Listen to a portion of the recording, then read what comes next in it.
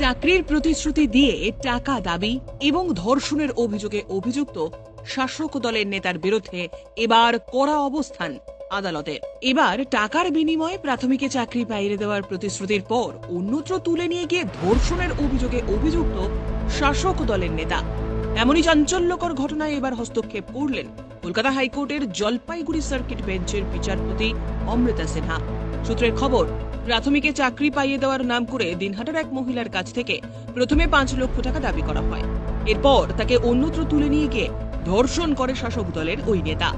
তিনি কোচবিহার জেলার দিনহাটা মহিলা থানায় ওই ব্যক্তির বিরুদ্ধে টাকা আদায় এবং ধর্ষণের অভিযোগ করে একটি মামলা দায়ের করেন।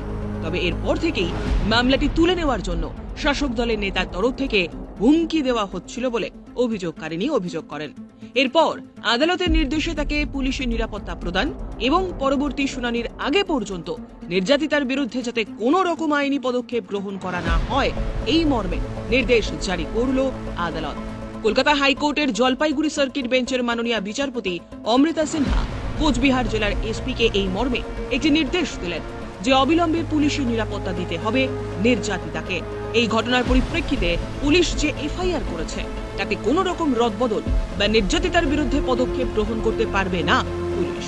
বিচারপতির এই বক্তব্যকে অত্যন্ত তাৎপর্যপূর্ণ এবং গুরুত্বপূর্ণ বলে মনে করছেন আইনজীবীদের একাংশ।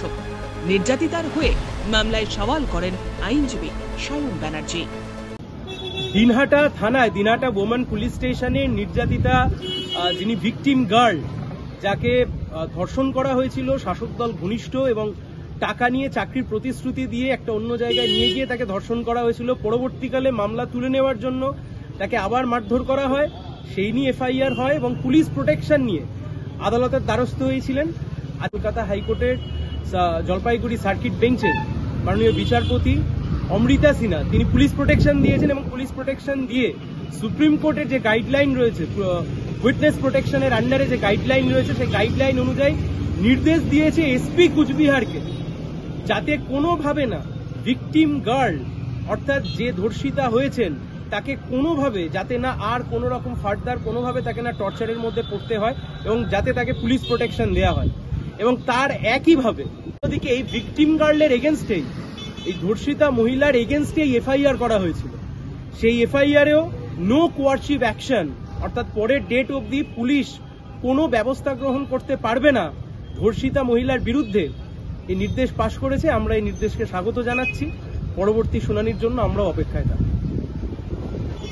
ব্যুরো রিপোর্ট, জনমত বাংলা। আপনারা দেখছেন জনমত বাংলা, বাংলার খবর, বাঙালির খবর।